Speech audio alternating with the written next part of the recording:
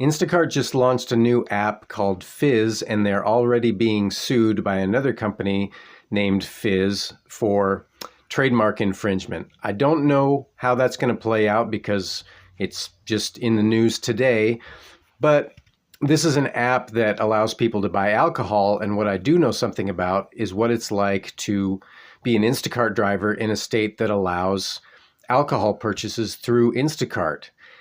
And it can be not so great.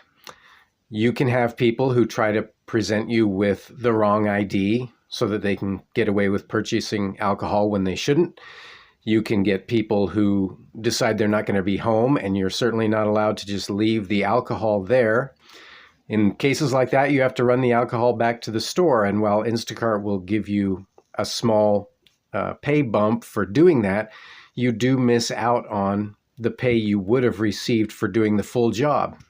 And you're also at risk for anything that happens, like if you accidentally were to give alcohol to someone who's a minor or someone who's intoxicated. You're basically held to the same standard, in Arizona at least, as a cashier would be if they sold alcohol to someone who they weren't supposed to.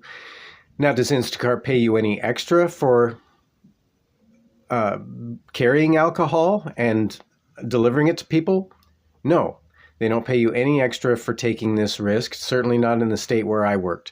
So this is just another thing about Instacart that you should think about before you want to either be a shopper for them or support them as a customer.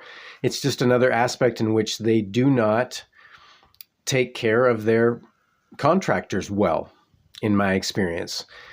They're just using the independent contractor arrangement to avoid the sort of responsibility that employers would have to live up to.